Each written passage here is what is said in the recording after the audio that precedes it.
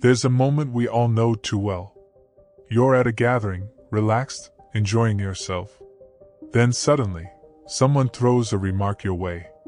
Maybe it's disguised as a joke. You always think you're smarter than everyone else.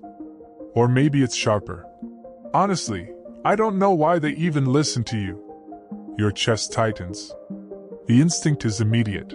Explain yourself, clear your name, prove them wrong. But here's the trap. The moment you explain, you've already surrendered. Because by defending yourself, you accept their frame. You admit, without saying it, that they have the authority to define who you are. This is where most people lose. They scramble for the perfect comeback, when in truth, the most powerful move is to do nothing at all. Machiavelli, that cold observer of human nature, understood this.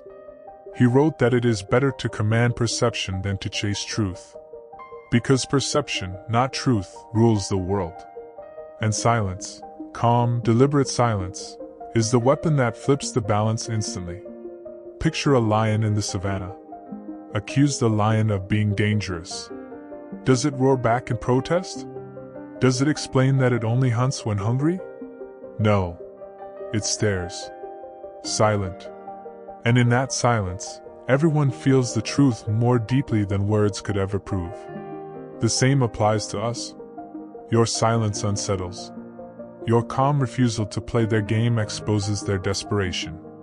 I remember watching a CEO in a crowded room once. Someone challenged him, loudly, in front of the entire team. Your strategy is reckless. You're gambling with the company's future. Everyone braced for an argument. But the CEO didn't flinch. He leaned back, paused, and said softly, "Interesting. Tell us your strategy." The challenger froze. He didn't have one.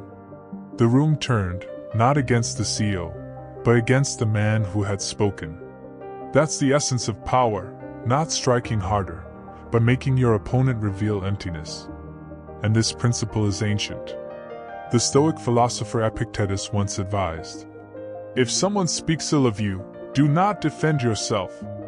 Simply say, 'He clearly did not know the rest of my faults, or he would not have mentioned only these.' See the brilliance? You don't deny. You don't plead. You expand their insult until it becomes meaningless. That's reframing. It's not silence alone, it's flipping the attack back on itself. If someone says, 'You're arrogant,' the easy defense is, 'No, I'm not.' But that lowers you. The stronger move is, confidence unsettles the uncertain. Now the spotlight is on them. This works everywhere. Meetings, friendships, even love. Imagine a partner saying in frustration, "You don't care about me anymore." Most people panic, racing to list all the ways they do care. But in doing so, they validate the accusation. A calmer response is, "That's not how I see it." No defense. No pleading. Just a steady refusal to step into their frame. And here's the hidden effect. People start to defend you for you. The dinner guests notice how composed you are while someone else rages. Colleagues see the challenger crumble in their own words. Friends wonder why you're calm while others are desperate. Soon, it's not you protecting your name, it's the room itself.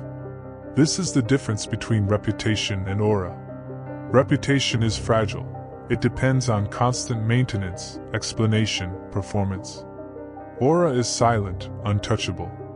It says, "I don't chase approval. I don't beg to be understood. I am." Think of the great figures of history. Marcus Aurelius, the emperor philosopher, rarely justified himself. He led by example, by presence, by action, not argument. Even his writings, his meditations, were notes to himself, not speeches to persuade others. Or consider Michael Corleone in The Godfather. He didn't speak often. But when he did, everyone listened. His silence carried more weight than another man's speech. Why? Because silence breeds mystery. And mystery is power. When you explain yourself, you dissolve the mystery. You strip away layers until nothing is left but bare excuses. But when you remain silent, people are forced to imagine. And they always imagine more than you could ever say. There's a saying, never wrestle with a pig, you both get dirty, but the pig likes it. When someone accuses you, they're inviting you into the mud.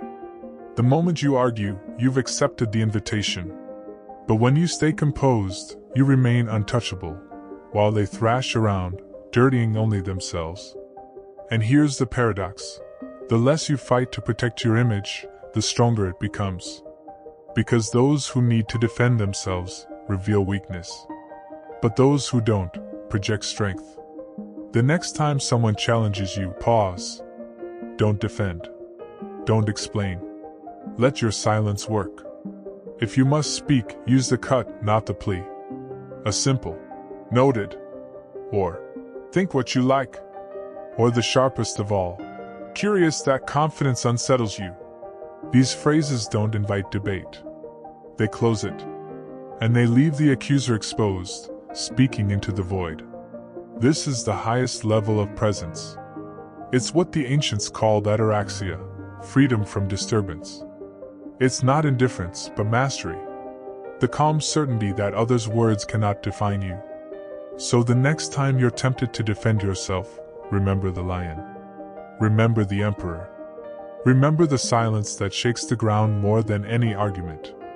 Because the man who does not defend himself does not need to.